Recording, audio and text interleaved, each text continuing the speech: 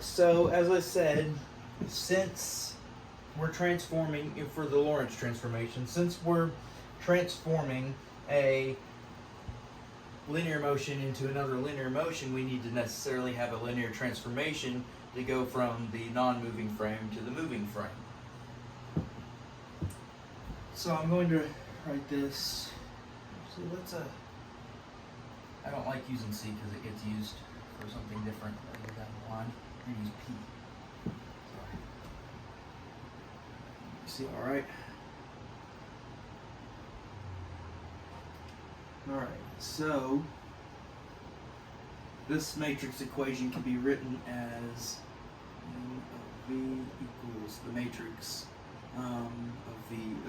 as a function of the velocity A, B, B, and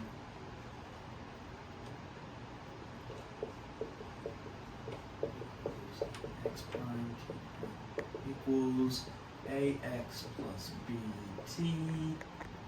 px plus d times t.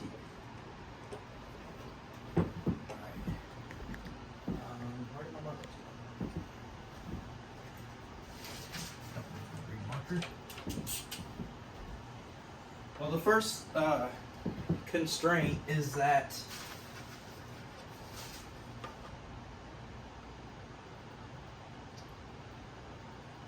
suppose that Carl over here is moving at the same velocity in the same direction as Bob is in the same velocity.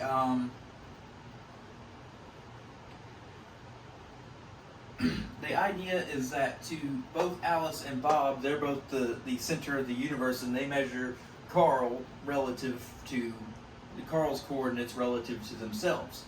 So if Carl is moving at the same speed and same direction as Bob, and they came from the same source, then Carl will be located at Bob's origin, so he'll measure Carl's coordinate x prime as x prime equals 0 in this case, assuming that Carl is moving from Alice's point of view as v times the amount of time since they came from the source. So if x equals vt, then x prime should be equal to 0. So x prime equals a times x plus b times, oh wait, x will just be vt, and b times t equals 0. Well, we can cancel out the factor of t and leave us with a times v plus b equals 0, which means that a v equals negative b, or no, negative a v equals b. So we've already gotten rid of one of the coefficients, so now we have one less to worry about trying to calculate for this specific circumstance.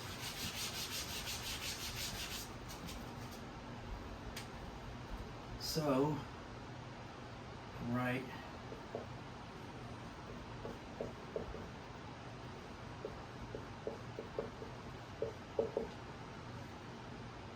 A, V, P, D, X, T. And this is our matrix as a function of the velocity.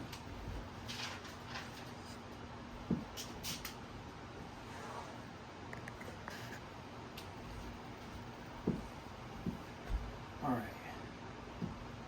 So the idea is that this matrix as a function of velocity, this Lorentz transformation, it transforms the rest frame to the moving frame, basically. So the idea is if you switch the direction of the velocity and take m of negative v and apply it to that, it'll basically undo that and should take you right back to x and t, the resting frame. So we're going to write, can you see this all right down here? Okay.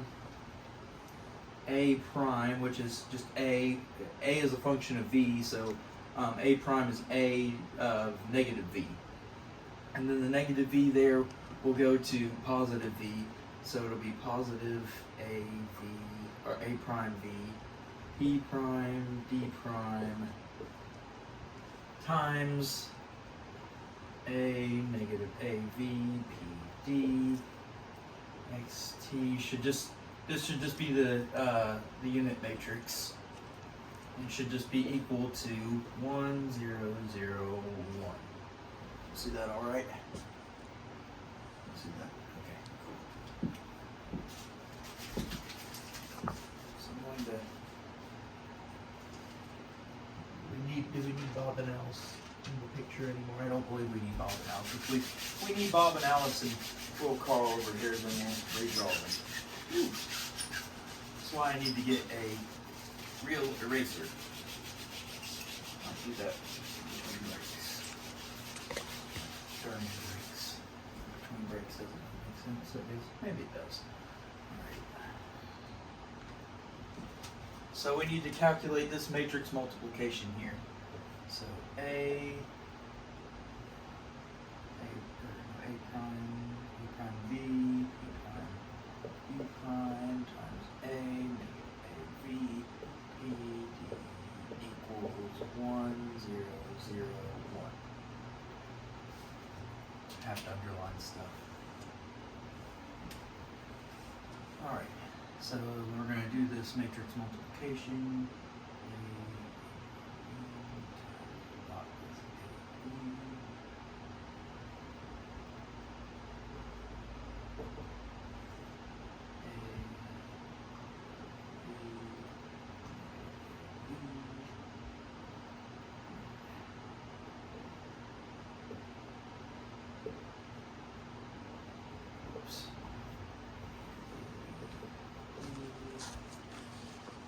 This will be P prime.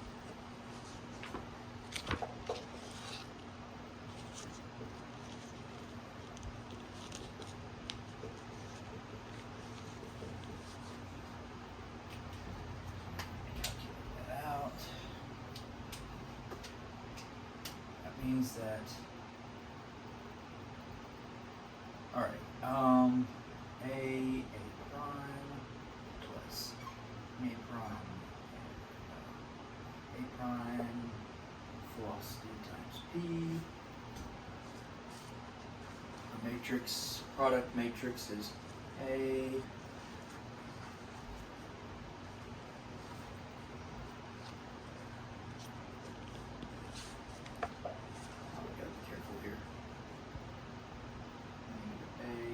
prime V plus A prime V times D.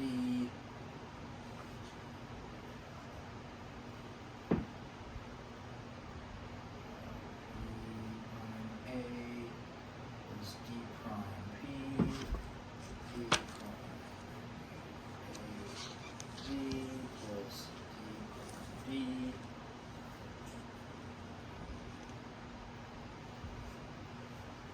Alright, so we have this product matrix here and it has to equal 1, 0, 0, 1. So that leaves us with some equations here.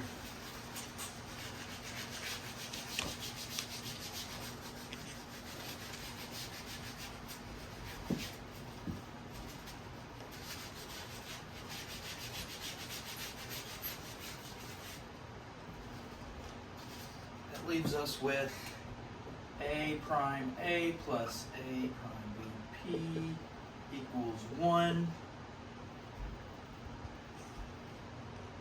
This little term has to be 0, so negative A prime A V plus A prime V times D must equal 0, which means you can just cancel out both sides and cancel out the factor A prime and the factor V, which means that A must equal to D, which loosens up another coefficient there. P prime A plus D prime P must equal 0. Since we determined that D equals A, that means that A prime, we know that P prime A equals negative A prime P, and that equation will turn out to be the same thing as the rest of it. Well, when you have a linear transformation, let me go ahead and get this part out of the way. When you have a linear transformation of any form, A B, A, B, P, and D as your matrix elements. You point towards the. When you have your A, B, P, and D as your matrix elements, it basically squeezes, changes the area of the perimeter space by a factor of the determinant. I can do in another video, but AD times BP and then the absolute value. Well, in this case, we don't want our Lorentz transformations to change the area of the perimeter space. We don't want it to stretch space and time out or anything. So we need the Lorentz transformation matrix to have a determinant equal to 1. So that means that, well, in our case, we've determined that D is equal to A. So we can simplify that there. So A squared plus AV times P must equal 1. See that?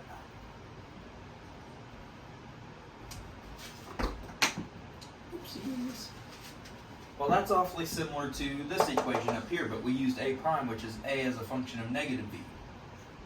So we're actually going to subtract these. And what you get is A prime minus A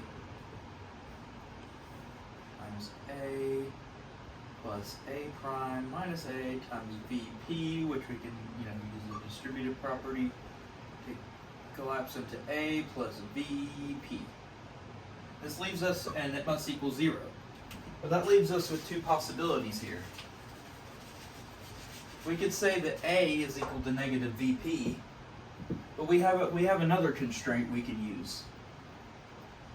Suppose we're not moving at all, and then Bob, is still in Alice's frame, so they must agree that X prime would have to equal X if V is equal to 0, if the velocity is equal to 0. So, if A is equal to negative, hold on a second. Sorry, scratch that.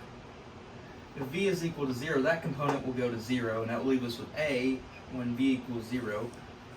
You get A times X. A at 0 times X must equal X. That means that A at V equals 0 must be 1.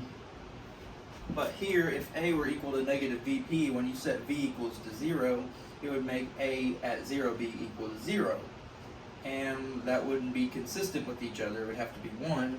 So we can say assuredly that at least in that circumstance, that's not going to be 0 in general. And that leaves us with A prime minus A equals 0. And that means that the factor A doesn't depend upon the direction of the velocity. So we know that A negative V equals A of V. Make sure I'm still on the right track. Okay, so we have several constraints. At this point, we've already isolated B and D, so we're just going to take P and we're going to rename it to be B.